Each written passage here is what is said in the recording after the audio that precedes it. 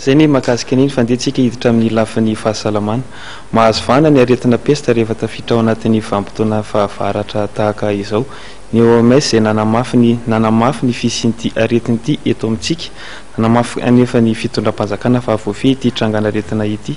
Misy ny paikady entina miady amin'izany hoe ny Premier ministre Kolo Roger sady ministra ny fahasalamam-bahoaka.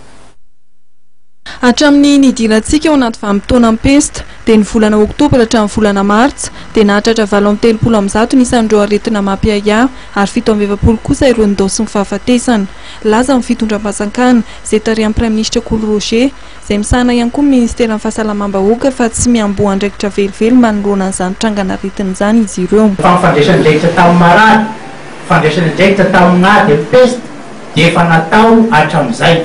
Voalomoka ny saison pesteuse dia mizara fanafody zay magnano préposition mana insecticide tsy mamparitaka fanafody ary zay marary rehetra ka fantatra fa voan'izany dia maro traitement gratuite fa natao androany nantony raha misy niteninareo misy nahitanao tamina gazety anankiray na télévision anankiray nanazava tsara hoe rehefa misy karazana tsy fakazoro-kevitra tao ankasina dia nazavaina zavatra natao dia fiarovana vatako, fiarovako ny fianakaviako, fiarovana sika rehetrarehetra, fiarovana ny tanàna ny Antananarivo.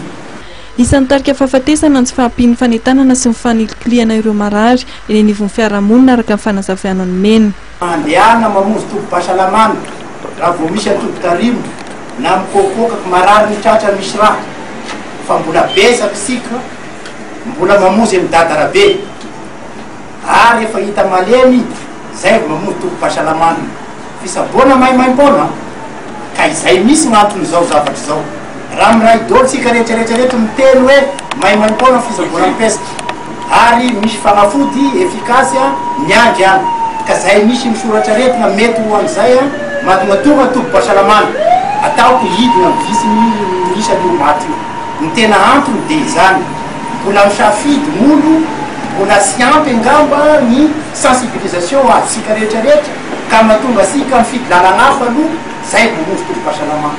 Tsy dia nifanalavitra ny trangana aretina pesta tamin'ny taon-dasa sy tamin'ity taona-ity satria raha toka nahatratra 730 ny tranga tamin'ity taona-ity ny tarika fahafatesana miisa 720 dia 120 kosa izany tamin'ny taona 2012 ka nahatratra 720 ireo maty.